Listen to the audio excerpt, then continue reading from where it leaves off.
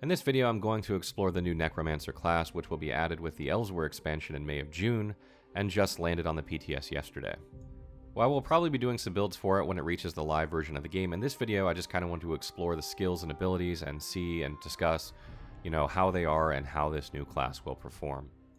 So the Necromancer class has 3 skill lines: Gravelord, Bone Tyrant, and Living Death.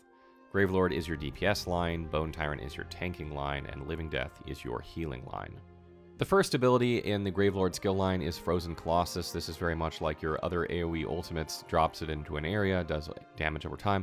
However, it does provide major vulnerability to the enemies or players there, increasing the damage they take by 30%, which is just colossal, pardon the pun. That increased damage that enemies are going to take is going to be huge in PvP and in fights where you have lots of enemies in PvE. Next up is Flame Skull. This is your single target spammable attack. It's not particularly amazing. I'm sure it'll see some use, but it's not real great. Blast Bones is an ability. It'll summon a skeleton from it after a couple of seconds, which will charge towards the nearest target, dealing AoE damage on detonation. The diseased version, or the stamina version of this, applies major defile to everyone hit, which is amazing for PvP, and the Magicka version of the morph will actually increase the damage based on the distance, making for a more damaging explosion. Boneyard is essentially Nova without the ultimate cost. It does roughly the same amount of damage over time, which also increases if you consume a corpse, and provides a synergy just like Nova that it does damage to everyone around, but it also heals you when it's done, and you can morph it in order to take a version where you can do the synergy yourself, so you can drop it, then bam, everyone around you for 10,000 damage, and it's not even an ultimate. The Skeletal Mage ability has 2 functions: 1 to deal damage over time to enemies or an enemy, and 2 to create a corpse. This allows you to get a corpse to use for things like Blast Bones without having to have killed anything, so you're going to want to keep this up constantly so you can keep your corpse creation available. Shock Siphon is another ability that requires a corpse, and it's very powerful. It does damage between you and said corpse, up to 28 meters, which is a very large stretch, so this could potentially damage lots of enemies, particularly in PvP, if you can manage to aim it at a back corpse behind a bunch of players. Reusable Parts removes the cost of certain spells after killing an enemy within 4 seconds, so that's very good. Death Knell gives you an execute essentially on any target with any ability once they fall below 25%, because you can get this critical strike chance up to about 20, 30, 40, 50% even, depending on what you have slotted on top of your critical chance already. So this means you're going to be doing like 1.5 to 1.7 times damage on just about every target under 25%. Dismember increases your spell and physical penetration while you have a Gravelord ability active. Since these are damage over time, that's going to be pretty much constantly if you're DPSing. And Rapid Rot increases your damage done with damage over time effects, which is what most of the abilities in this line are, so that's very, very good. I think the overall takeaway from this skill line is that it's very powerful, has a lot of damage over time, lacks a bit of burst except for Blast Bones, and it's very good in a group setting. It lacks that single target burst damage, and it's going to be very good supporting groups in raids or dungeons, and particularly in PvP when you have a large group. It's going to sit in the back and cast these huge AoEs into large groups of enemies, and use the corpses from all the people dying to deal substantially powerful attacks, particularly Blast Bones charging in. They're doing up to 50% more damage based on the distance. In the Bone Tyrant skill line, Bone Goliath essentially just gives you health and allows you to take health back when attacking. So this is a good way to get through a very difficult phase of a boss, or when you're surrounded by a whole bunch of enemy players. It's going to keep you alive through some of the hardest things you'll face. You do maintain your skills while in this form, so you're just basically growing larger into a Bone Goliath and using your abilities as normal. The Death Scythe is kind of an interesting ability. It deals damage and heals you for the first target hit, and it hits in an AoE in front of you. Reminds me a bit of Puncturing Sweeps. It's dealing damage while it's healing you, but the heal is based off your max health, so this is something that a tank will use to deal increased damage to maybe groups of enemies during trash pulls, while it also heals itself. Bone Armor is basically your standard armor buff for any class, except it also creates a corpse when it ends, so every time you use it and it expires, you're going to get a corpse to be able to cast some of those corpse-only abilities or enhance some of the skills you have that can use a corpse. Bitter Harvest is a very unique ability because it has potential to seriously give you a lot of ultimate if you take the Necrotic Potency morph. 6 ultimate per corpse. Let's say you're in PvP and your group wipes out like 3 people or 4 people and you gain 24 ultimate from it, plus the ultimate you gain from killing them, and the ultimate you generally gain. You're going to be building ultimate very fast if you have this ability slotted in PvP, and possibly during trash pulls in PvE, although it's not super good there. Bone Totem is an AoE fear, which is just super fucking powerful. It's so broken. In addition, it also has a morph called Remote Totem that has a 28-meter range. This means if you're PvPing in Cyrodiil and you're up on a keep, so people are bashing your door down, you can literally fear all of them at once. Fear them under the oil, every single one, and oil is just going to murder them. And now fear also no longer makes enemies run, it roots them in place. So you're going to root them right under that oil and fear is one of the hardest CCs to break out of in the game. So that's just crazy. Another really good ability for a group is the Grave Grasp ability. This allows you to essentially slow down enemies and also immobilize them with one of the morphs and put minor maim on them. So again, this is another very good group-oriented skill where you throw it into a group of enemies and you debuff all of them at once. Death Gleaning gives you more stamina and magicka whenever an enemy dies that you attacked within 28 meters of you, which helps keep your resources up. Disdain Harm reduces the damage you take from damage over time abilities while you have a Bone Tyrant ability active, which should be constantly. Health Avarice increases your healing received for each Bone Tyrant ability slotted, so this is going to be, if you're tanking, probably have a lot more healing received, which is good. And Last Gasp increases your max health by 2,000, which is just flat, so every Necromancer is going to have 2,000 extra health, which is very, very good. So moving along to the Living Death skill line, Reanimate is super powerful in large battle PvP. It's probably not going to find too much of a home anywhere else, maybe Battlegrounds, possibly.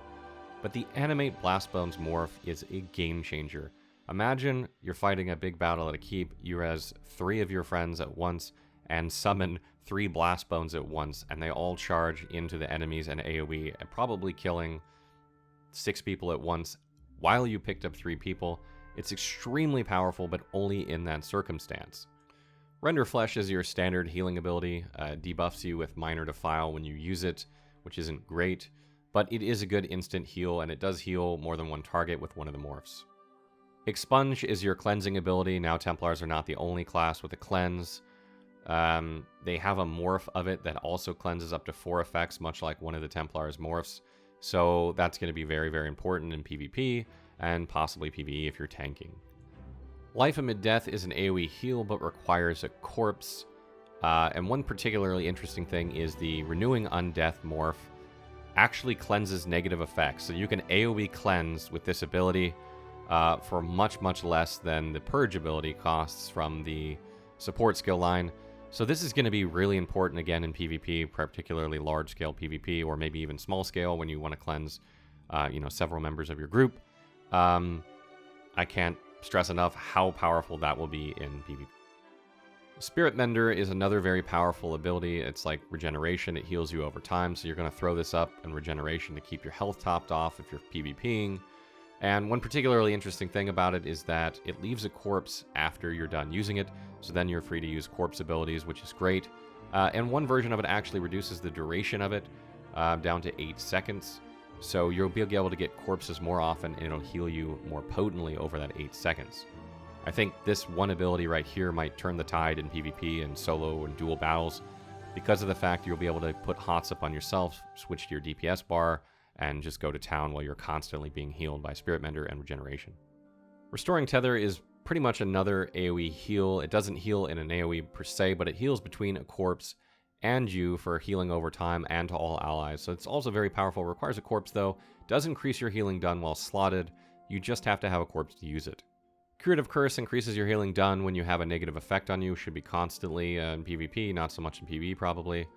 Would still be good to have for tanks because increased healing is always good there. Near-Death Experience increases your critical strike chance when healing in proportion to the target's wound, so you're more likely to critically heal if the target is injured more. When you use a corpse ability, you generate 10 ultimates, so you're going to be generating ultimate pretty fast with the Necromancer between that and the other ability I mentioned earlier. And Undead Confederate increases your magicka and stamina recovery by 300 while you have a Necromancer summon active. This is going to be pretty much constantly. So this is just, that's insane. You're basically going to have 300 magicka and stamina. On my character, on PTS right now, I have something like 2,500 magicka recovery. And 1200 stamina recovery while I have this buff up, which is just insane. You can break free of every single time you need to, and you almost never run out of resources. It's just so powerful. It's one of the best passives in the game, if not the best one. Looking over these abilities, you can really see that the Magicka version of a Necromancer is very, very much tailored to group play, whether it be trials or group PvP.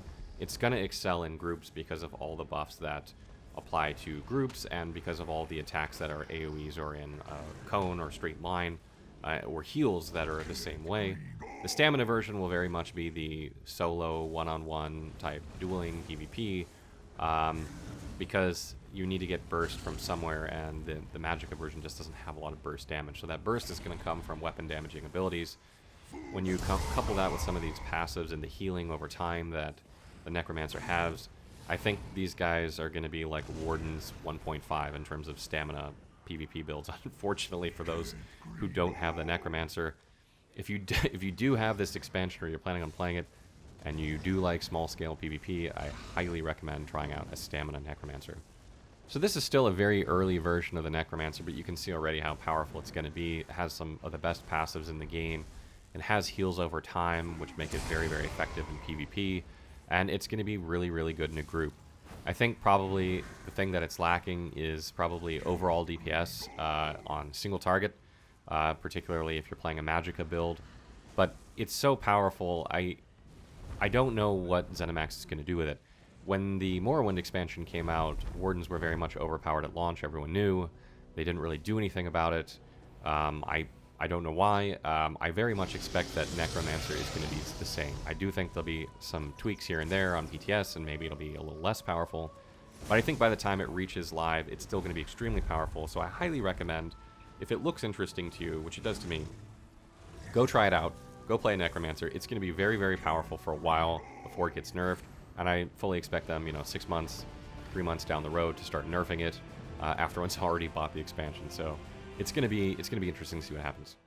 Stay tuned for a breakdown video covering all the changes that Elsewhere is bringing to the game. There are a lot, so that should be an interesting video, and our thoughts on those.